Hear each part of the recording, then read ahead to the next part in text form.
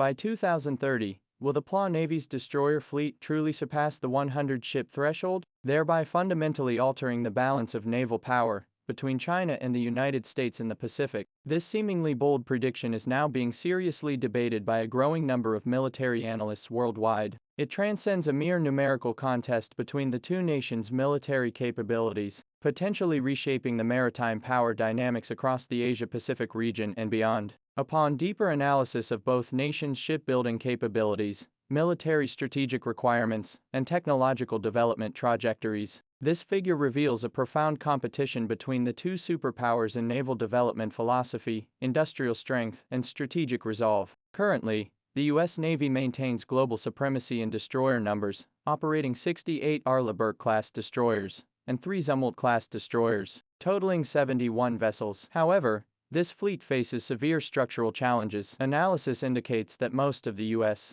Navy's Arleigh-Burke-class Type 1 and Type 1A destroyers were constructed in the 1990s and are nearing the end of their service lives, with many slated for decommissioning in the coming years. More critically, the pace of retiring aging vessels is projected to significantly outpace the commissioning of new ships. This dynamic shift could see the U.S. Navy's destroyer fleet shrink to approximately 60 vessels in the near future. Notably, the U.S. Navy currently relies heavily on the single Arleigh-Burke-class design, which constitutes 96% of its destroyer fleet. While this homogeneity offers logistical advantages, it also exposes the entire fleet to risks associated with uniformity. Meanwhile, the U.S. Navy's expansion plans face practical challenges. According to analysis by the Congressional Budget Office, the Navy aims to expand its combatant fleet to 381 ships over the next 30 years, but this plan is projected to cost over $1 trillion.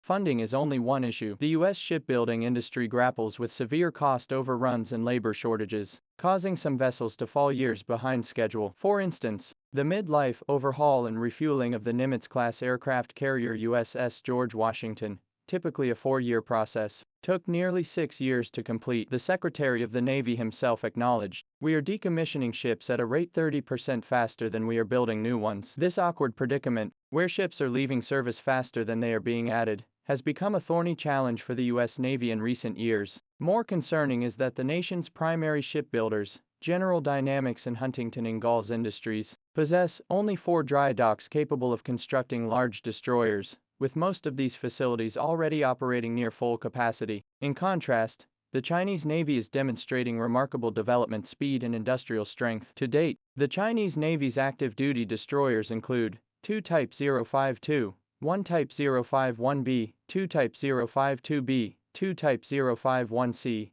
6 Type 052C, 4 Modern Class, 33 Type 052D, and approximately 10 Type 055, totaling around 60 vessels. This indicates that the gap in active-duty destroyer numbers between China and the United States has narrowed to approximately 10 vessels. Moreover, China's destroyer growth rate significantly outpaces that of the U.S. Taking the Type 052D destroyer as an example, 33 are already in service, while foreign media reports indicate orders have reached 43 or 44 units, with construction ongoing. In the coming years, at least 10 more Type 052D destroyers alone will enter service. The Chinese Navy has adopted a gradual innovation strategy through the steady evolution from the Type 052C to the Type 052D and then to the Type 055. It has ensured continuity in technological accumulation, while achieving a leap in combat capabilities. Even more noteworthy is the Chinese Navy's shipbuilding efficiency. A Type 055 destroyer requires only 36 months from steel cutting to commissioning, whereas the U.S. Navy's Arleigh-Burke-class destroyer has a construction cycle of 58 months. In terms of cost, the Type 055 destroyer is priced at approximately $900 million,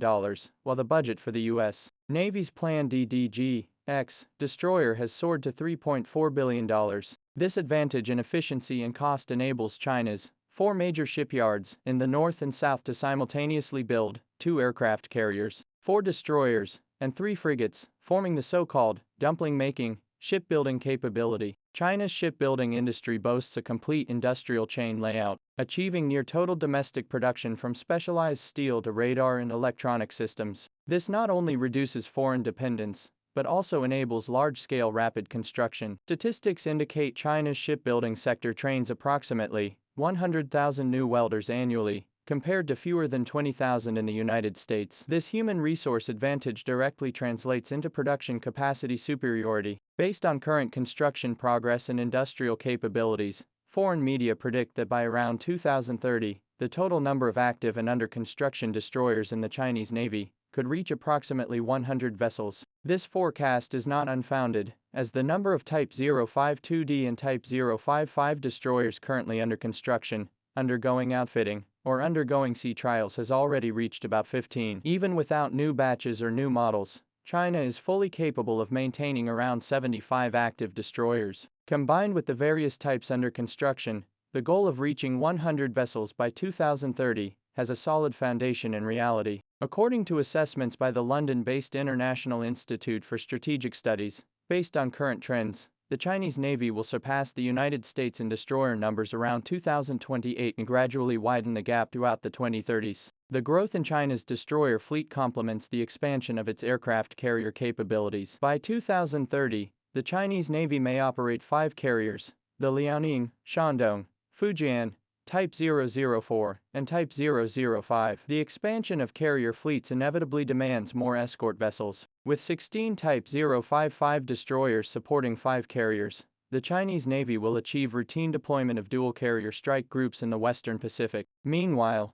3 Type 075 amphibious assault ships are already in service, and the forthcoming Type 076 will feature the world's first electromagnetic catapult technology. The addition of these large platforms further drives demand for escort destroyers. Modern naval doctrine dictates that an aircraft carrier strike group typically requires 4 to 6 destroyers, cruisers for escort, while an amphibious assault group needs 2 to 3 escort vessels. This means the escort requirements for large platforms alone will consume 30 to 40 destroyers. Of course, quantitative growth is only part of the equation. Qualitative improvement is equally critical. The Type 055 destroyer, equipped with a 112-cell vertical launch system, carries the YJ-21 hypersonic anti-ship missile with a range of 1,500 kilometers and the HQ-9B air defense missile with a ceiling of 40 kilometers, making its overall performance a subject of significant attention. Moreover, China is already planning its next-generation flagship destroyers. According to foreign media reports,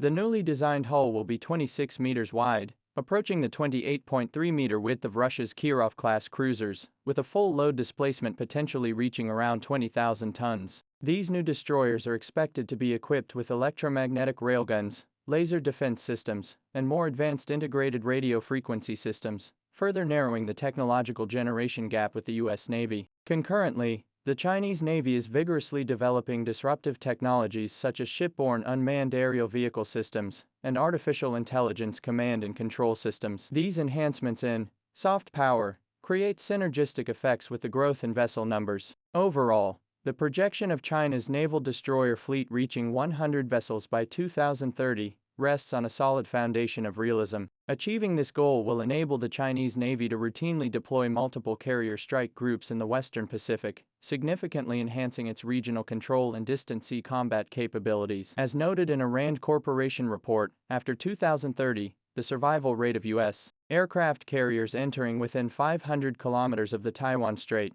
will be less than 20%. These figures clearly demonstrate the rapid growth of China's naval power and its profound impact on the strategic landscape of the U.S. Navy. As J-35 fighters launched from the electromagnetic catapult aboard the Fujian aircraft carrier, outside the dry dock, hull modules for a new batch of Type 055 destroyers were being welded together, a sign that China's naval expansion will not pause. In the foreseeable future, the maritime power dynamics in the Western Pacific will inevitably be redrawn as the balance of naval strength between the two nations evolves.